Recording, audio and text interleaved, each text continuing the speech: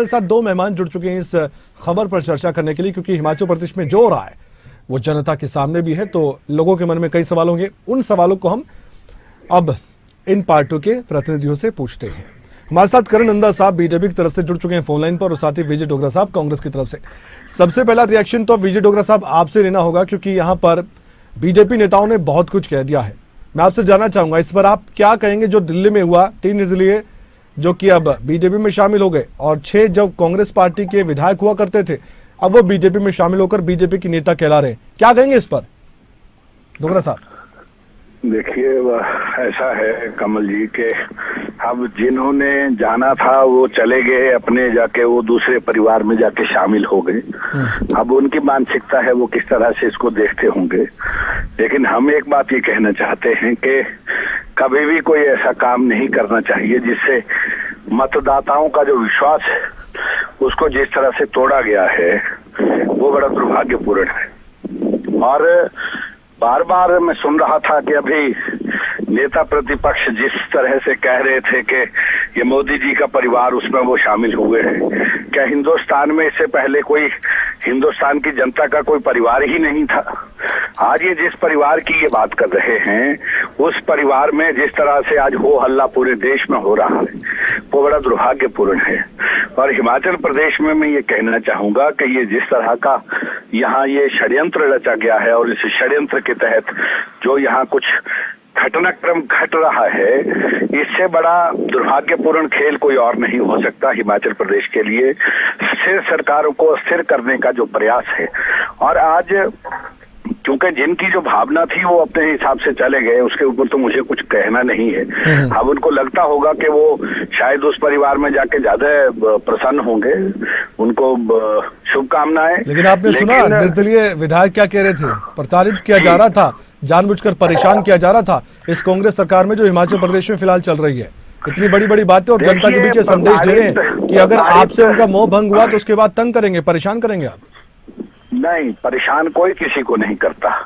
जब जिसको कोई विधायक चुन के भेजता है तो कम से कम 80 हजार उन मतदाताओं का विश्वास उस एक व्यक्ति के ऊपर होता है जो विधानसभा के पटल पे जाके अपनी बात रखने का, जिसको एक सर्टिफिकेट दिया जाता है।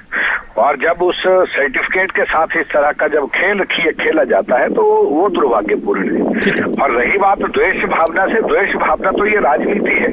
अब राजनीति में कौन आदमी कहाँ अपना फिटमेट फार्मूला देखता है, हर व्यक्ति अपना अपने हिसाब से चलता है। हमें कोई मलाल नहीं है। मलाल सिर्फ एक बात का है कि जिन लोगों ने जिस तरह से स्थिर सरकार बनाई थी, अगर उन्हीं लोगों के कारण ये स्थिर सरकार अस्थिरता की तरफ बढ़ती है तो ये दुर्भाग्यपूर्ण है हिमाचल प्रदेश के। करण नंदा साहब भी जुड़े हुए, उनसे भी उनकी प्रतिक्रिया में ले लेता हूँ।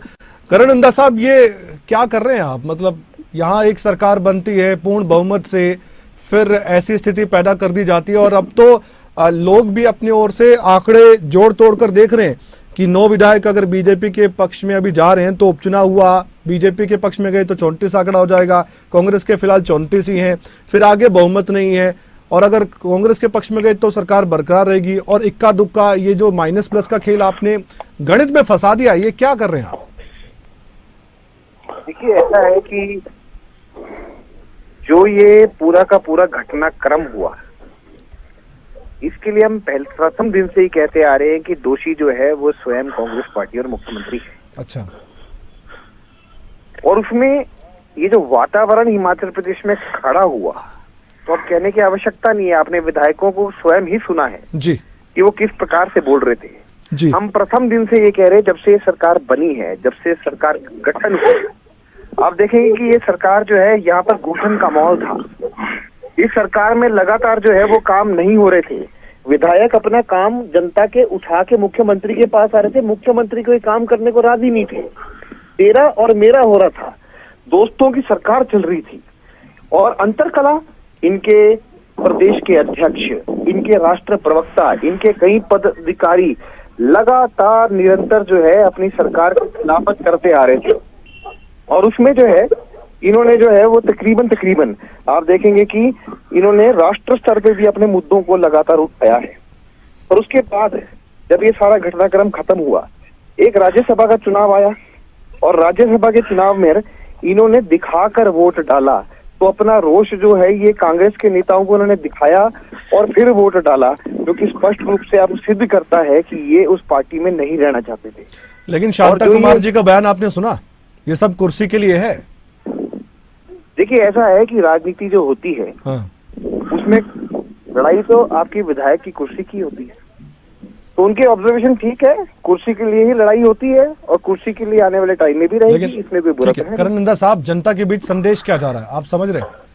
आप मुझे समझा दीजिए, फिर डोगरा साहब से पूछ लूंगा कि वो क्या कहना चाहते हैं। जनता के बीच क्या संदेश जा रहा है? जो तस्वीरें आज हमने देखी है, कांग्रेस के विधायक कांग्रेस के सिंबल पर लड़कर आते हैं, विधानसभा पहुंचते हैं, फिर वो यहाँ से अयोग्य घोषित हो जाते हैं। इधर निर्दलीय जो कि समर्थन दे सकते थे बाहर से, वो भी इस्तीफा भेज रहे हैं अपना स्पीकर के पास। ये समझ से परे। अध्यक्ष को किसी भी प्रकार से इनको निकालना नहीं चाहिए था। पहल वहां से हुई जब इन्होंने उपस्थिति पटल पे सिग्नेचर भी कर दिए, उसके बावजूद इनको विप के उल्लंघन में निकाल दिए। तो उन्होंने शुरुआत तो उन्होंने करी। अब रही बात, जब चुनाव का भूगोल ही कांग्रेस पार्टी ने बजाया है और वहां पर जो चुनाव होगा उसमें जनता की सोच जो है स्पष्ट रूप से सामने आई। ये भी बात ठीक है आपकी, इस बात से मैं सहमत हूँ, बिल्कुल सहमत हूँ। डोगरा जी, अंतिम आपका रिएक्शन में लेना चाहूंगा। इस बात से तो आपको भी सहमत होना होगा कि जनता अपने आप रिजल्ट दे देगी उपचुनाव में कि इन्होंने सही किया कि गलत किया। डोगरा साहब, ये तो प्रदेश की जो प्रबुद्ध मतदाता है वो कड़ा जवाब देंगे, ये तय है। और प्रदेश की जनता जिन्होंने चुन के जिन विधायकों को भेजा था, ठीक है, दोबारा से अगर वो चुनाव में आए हैं, ठीक है, तो इससे बड़ा कोई दुर्भाग्यपूर्ण खेल नहीं हो सकता है। हिमाचल प्रदेश का मतदाता बड़ा प्रबुद्ध है और वो बड़ी सूझबूझ के साथ निर्णय देगा। और लेकिन एक चुनौती है डोगरा साहब, बाकी विधायकों को संभाल कर रखिएगा। बीजेपी की तरफ आकर्षित कैसे हो गए 6 विधायक, पता भी नहीं चला होगा। साथ चट्टान की तरह खड़े हैं। ठीक है, हाँ, थैंक यू। ठीक है, बहुत बहुत शुक्रिया डोगरा साहब जुड़े आप। करण नंदा साहब, आपका भी शुक्रिया इस चर्चा में शामिल होने के लिए। तो जो भी हुआ हिमाचल प्रदेश की राजनीति में वो हमने देखा। अब दिल्ली में जो हुआ उसका असर हमने पहले भी कहा हिमाचल प्रदेश में जरूर आने वाले वक्त में देखने को मिलेगा।